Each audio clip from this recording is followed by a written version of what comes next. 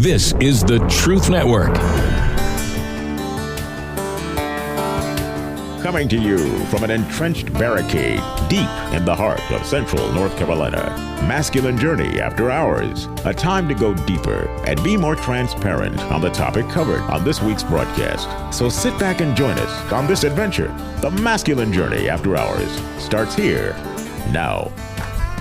Welcome to Masculine Journey After Hours. We are glad to have you with us today. And Jim, it is your topic. That's why we put a microphone back in front of you so you could set the topic back up that we've been talking about. I talked so much the first time, I thought I shouldn't talk this session. But once again, we're in agreement. It's 2 words or less now. 2 words or less. We are looking at the truth. No, don't steal Harold's line. Yeah. He's going to say it later.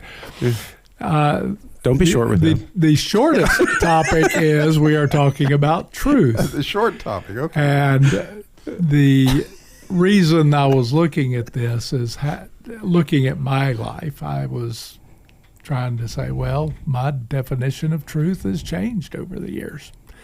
And so we're all looking at how that has changed in and for us. And there was a word I had that left me, but that's okay because I'm not talking anymore. Well, that's the truth. As far as we know. As far as we know. And so first clip of this show would be for Robbie, right? Yes. Okay. Robbie, you have the first clip. I am so excited you turn that At around? least I get the first clip of the second show, because Yeah. Andy, shows up. But And you get to look at him now. yeah, if so you're Jim watching. Henson was, the Muppets guy, and he did this movie called Labyrinth. And this poor young lady is trapped in this maze, trying to find her way out, and with nothing but Muppets to help you. And they're kind of smart alecky Muppets to go with it. Yeah. And they're going to give her a lesson in truth and lies that obviously, if you listen to these voices carefully, I would be surprised if you wouldn't resemble some of these voices in your own head. As it sounds awfully familiar to me, but go ahead and play the clip. We'll talk about it. It keeps changing. What am I supposed to do? Well, the only way out of here is to try one of these doors.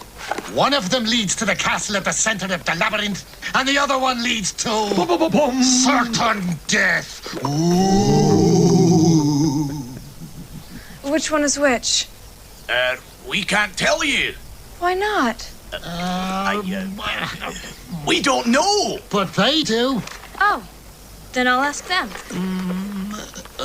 No, you can't ask us. You can only ask one of us. It's in the rules. And I should warn you that one of us always tells the truth and one of us always lies. That's a rule too. He always lies. I do not. I tell the truth. Oh, what a lie. Oh! He's the liar. All right. Answer yes or no. Would he tell me that this door leads to the castle? What do you think? Really, I don't know. Yes? Then the other door leads to the castle and this door leads to certain death. Oh. How do you know? He could be telling the truth. But then you wouldn't be. So if you told me that he said yes, I know the answer is no. But I could be telling the truth. But then he would be lying. So if you told me that he said yes, I know the answer would still be no. Wait a minute. Is that right? I don't know. I've never understood it. No, it's right. I figured it out. I can never do it before. I think I'm getting smarter. It's a piece of cake. Somehow or another it cut out the scream, but it was not door number 1. That was certain doom. And That puzzled me till my puzzler was sore. Yeah. Just like, it's puzzled the entire group here because we had several tell me originally that, I get it. Well, try again. Think again. As she did. It wasn't so easy. And the point of it is, from my perspective, as I've thought a lot about it this week, I thought it's interesting to me that a lot of people will quote, 1 John, where it says, no temptation has seized you except that which is common to man. They'll say that verse is saying that God won't give you more than you'll handle. Mm-hmm. But the truth is, and I've seen it many times in my own life, that he certainly will give you more than you can handle alone, right? And as Jim beautifully made reference to through Henry Blackaby's son, is that the truth is a person that he can give us the interpretation.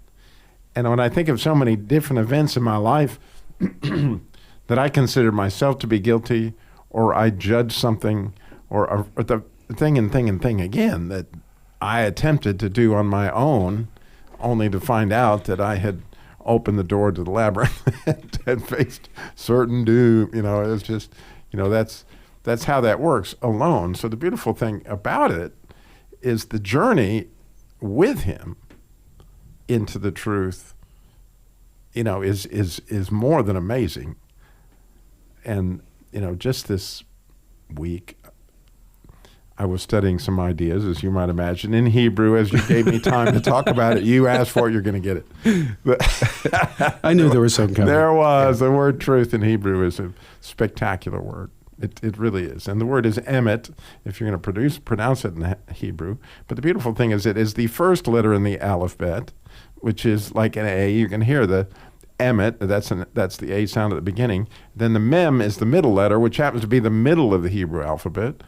And the T that's at the end is a tav, which is the last letter in the Hebrew alphabet or aleph-bet. And so similar to what Jesus tells you, that when he says that I'm the truth, but I'm the beginning and I'm the end, but he says, I was and I is and I'm coming to be. I is. Oh, yeah. How that goes. That's something like that. The southern I version. was. Yeah, it's South Jesus, South Jerusalem Jesus. Southern. However that works. You get the picture. I do. But the truth is the truth, like Harold will point out here in a minute, at the beginning and at the middle, at the end. However, we won't really know the truth until we open the door, right? I mean, we won't really know what it is until we actually see it. And so many things that we think we have figured out, we really don't. But we may have a piece of the puzzle, but whatever, if we enjoy that in fellowship, right? Not only with Jesus, but in community, right? That as we discover truths together, how much more precious is that? Because, for me and Sam, we've walked together for a lot of years, and Jim as well. And there's certain things that we have discovered in unison that we had no idea, but the fact that I did that with my, essentially my best friend, it's just like, oh my, it's so special to me. And those memories are spectacular. Same thing, hopefully with your bride or your soon-to-be bride, whatever you may have, and as the case may be. The things that Andy has been discovering, he's not here, so I'm going to speak to him, on sonship, right? On what that looks like. The fact that we can share that with Andy, right? As he gets a deeper meaning, he's given us all a deeper meaning. Absolutely. And so not only is it that you don't get the truth alone, you get to the truth with Jesus, but to get the truth with Jesus in community, other members of your band of brothers or the community that you're walking in can give you spectacular views on truths that, God meant for you to get that way. Yeah. I think it's truly an amazing journey, and I was at first a little confused about Jim's topic, honestly, because I was like, Harold, well, the truth, it's essentially the truth, because God doesn't change, but certainly the more I have thought about it, it's a spectacular topic from a standpoint of, that the more I learn, the more I want to learn, and like you said, things are being revealed to you. So there you go. I think one of the points you made, Robbie, is pretty amazing. Is as we've all walked together, is when we learn from each other, the truth becomes deeper, right? It doesn't have to be something, as you said, that Jesus directly reveals to me, but when I see him reveal it through one of my brothers, it makes almost as big an impact on me. I remember Darren bringing some stuff to us from, I can't think of his name now, but on grace, and how my understanding of grace changed just from things that Darren had brought to us in the group. John Lynch. Yeah, that's who I was thinking. Yeah, it was, on how my understanding of that changed through a brother saying, hey, this is something I think you really need to listen to, and helps us see things differently. And so our perception and our perspective of truth evolves over time. Yeah, or one of the, spectacular ones to me is, one of the ways that you were attacked, or the label that was attempted to put on you by your sister was, shut up, Mortarmouth, you have nothing good to say. Well, anybody who has enjoyed Sam's teaching can clearly see what Satan was trying to do there. And so through seeing it through your life example, I've gleaned on to that, oh my goodness, I'm made wise, like the Psalm says, I'm made wise by my enemies. What is Satan going after? And that was something that we experienced together as a community. It was, part of what people do. If they're hunting after God together, you get to enjoy that in amazing ways. Absolutely. Rodney, is there more you'd like to add on this topic, or you pretty much added out? You added everything you had to add? Okay, that's good. Harold, what about you? Well, how could I not say the truth is... I knew you were going to go there, because Robbie's been setting it up for you. He's been teeing that ball up. Well, the truth is that I can't have my truth and you have your truth. There is the truth, and that's what we have to seek after. I think far too often in today's world, people are trying to have their own truth as opposed to what the truth really is. So to me, it doesn't matter that I'm almost 84 years old and have gone through all these years. The truth has not changed. My growth and my understanding of that truth probably has changed. But truth is so important. And I hate it when anybody tries to lie to me. And it's, you're stealing the truth when you tell a lie. And so it's a very important topic. And I think that in all aspects of our lives, we need to have respect for the truth. Absolutely. Well, thank you, Harold. Art, do you have anything you want to add on this subject? Nope. Terry, what about you? You got anything? Okay, well, we'll go around the horn. Rodney, you already said no, man. You can't be throwing one in now. But do you always know what the truth is? Eventually. You hear it, and you're like, oh, that sounded like the truth. You go away, oh, no, I think it's different tomorrow. It changes all the time in your own mind. Yeah. You always know who the truth is. You don't always know what the truth is. If it came out of, how much comes out of Jesus' mouth in this world? What's already written down, and you don't get more. You don't get all the little small things, and it's just constantly a battle that you have to fight to understand. And I think it's completely worth it.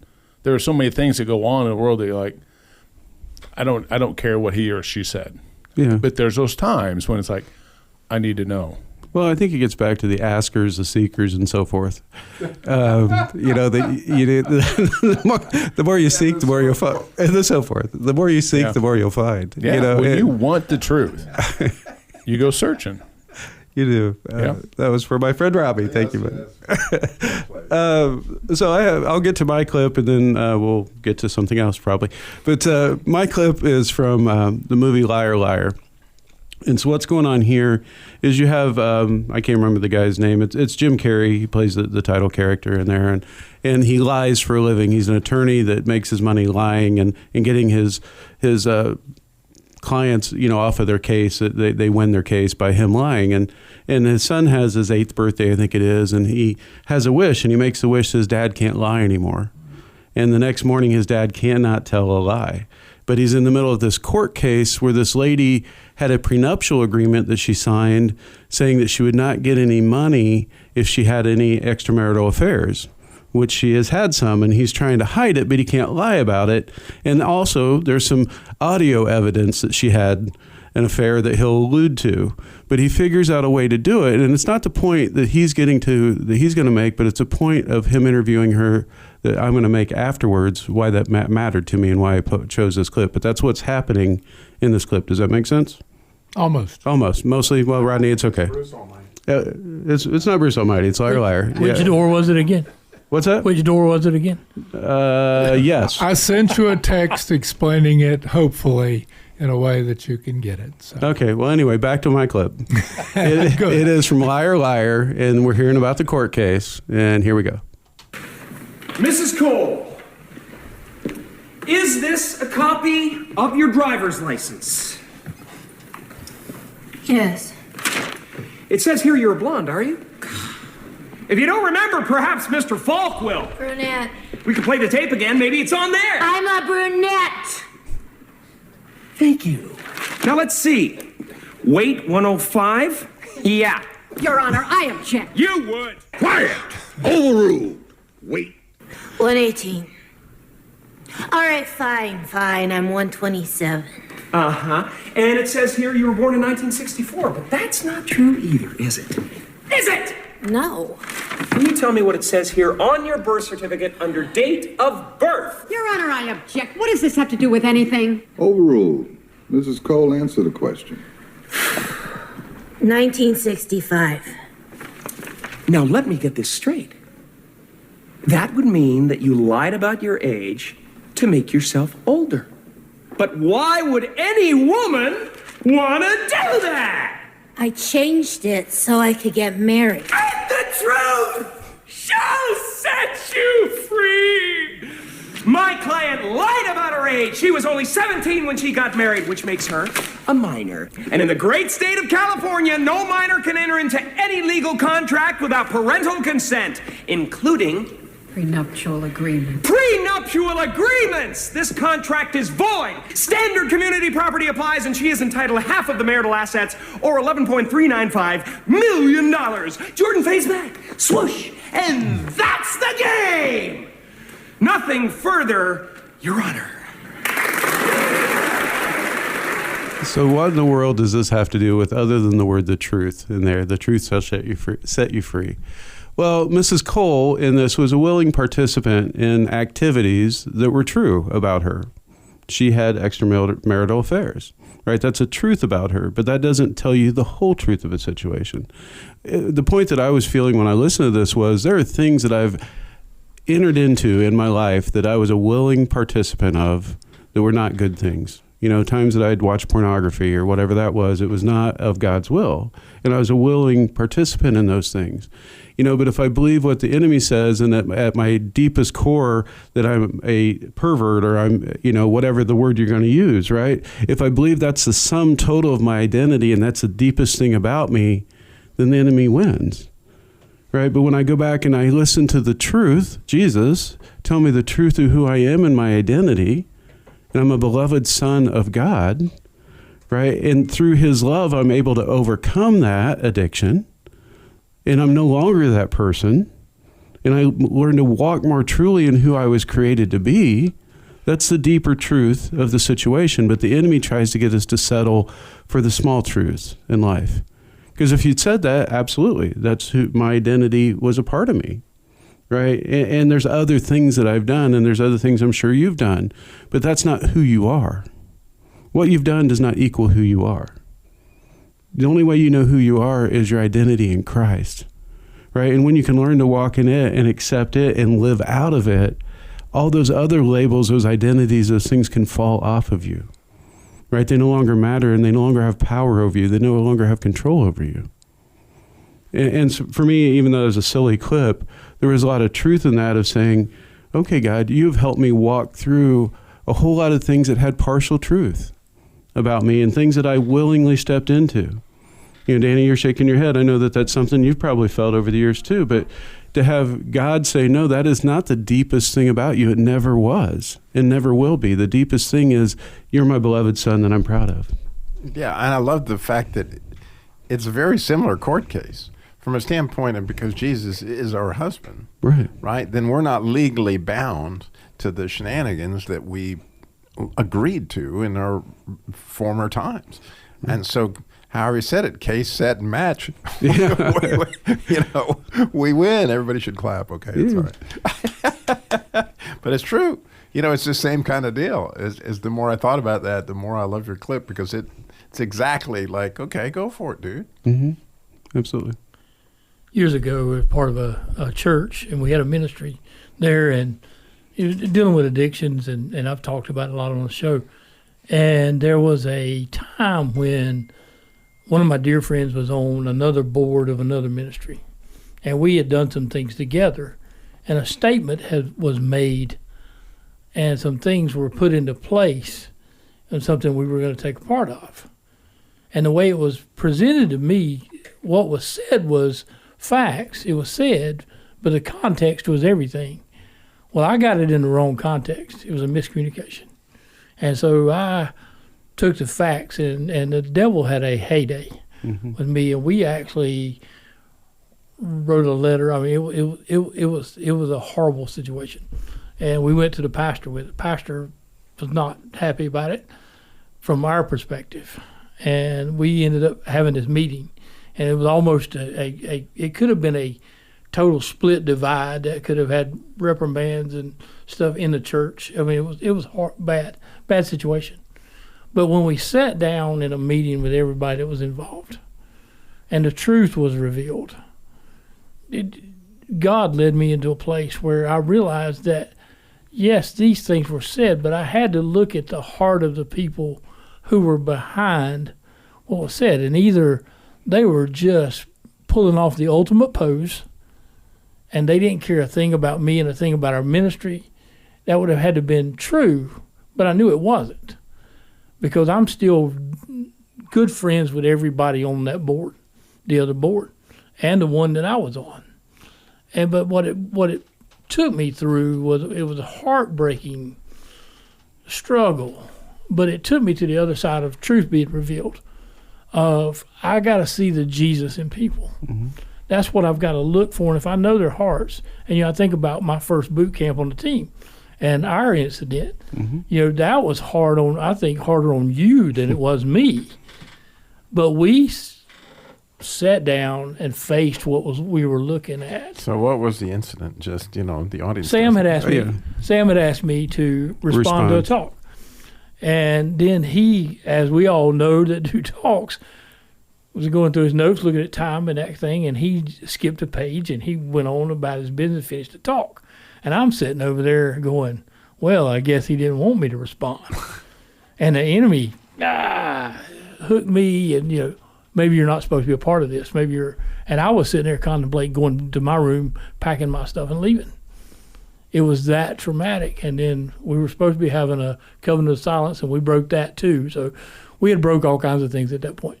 But we talked about it, and what I came to the conclusion was I'd been around Sam a few months at that point, been to another boot camp with you guys, and knew that wasn't Sam's heart. Sam would have never done anything to hurt anybody on that camp, me included.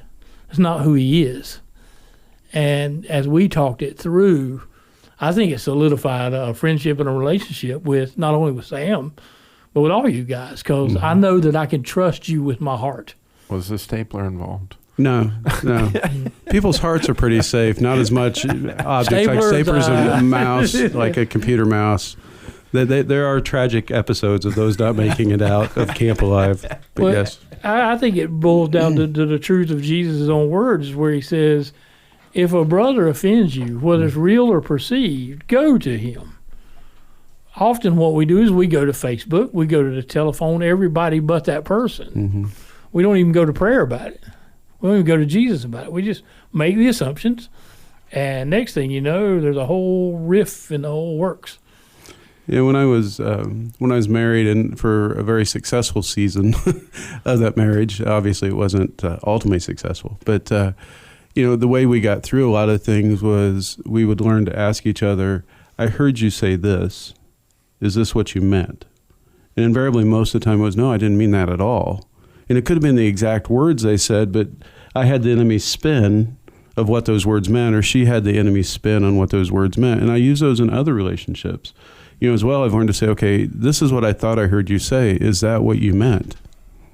Right? And give them the opportunity. If they say, yeah, that's what I meant, then that's another, it's all go now. That's a different story. But more times than not, they go, no, I didn't mean that at all. What I meant was this. And it gets back to, I have to trust what God tells me about a person's heart more than I trust what I hear or what I feel or what I see sometimes. right? Until I can get more clarity. I am so tired right now of saying feelings lie. Mm-hmm. And I've said, that's trite. It is, but it's a truism as well. Mm-hmm. We can say that to other people, but that one's kind of hard to hear. And to make you feel better, Danny, you may be the only one that ever thought of walking out and driving home during a boot camp, right? I did. Yeah. You had to be talked back, if I remember right. Yeah. He's not the only one. I knew I was not alone. Yeah, we've all had. I haven't always been here But a stapler either. was not involved. Yeah, but a boot camp. We had warfare at a boot camp. Really? That could happen? No way. Yeah, no, that wouldn't happen. Anyway, speaking of boot camp, we do have one coming up in November. Good segue again. It is. I try to always get boot camp in there. And the reason I do is I know how life-changing they are. And it's not the camp itself. It's the time you set aside to spend with God. Because I promise you, you will spend more time with God than you do just about any other time in your life. You know, and that may sound scary to you. There's nothing to be scared about. Worst case, you go out and it's quiet and you get to listen to the birds and you get to watch the squirrels or whatever's going on out there. It's great to get your heart back out in nature. But more importantly, God's going to speak to you sometime during that weekend and maybe multiple times during that weekend. And that's where you find the real truth, is in His words. Yes, in His Bible, in the written word, but also in the word that He shares with you in the midst of quiet time with Him. And I promise you that's the best place you can go to get some good quiet time. So go to masculinejourney.org to register for the boot camp. This week, take some quiet time and ask God to show you the truth about your heart, the way He sees you, the way He created you, and then spend some time loving others well. We'll talk with you next week. And again, we're glad that you're with us, and we'll see you next week or talk to you next week or do something with you next week. masculinejourney.org. This is the Truth Network.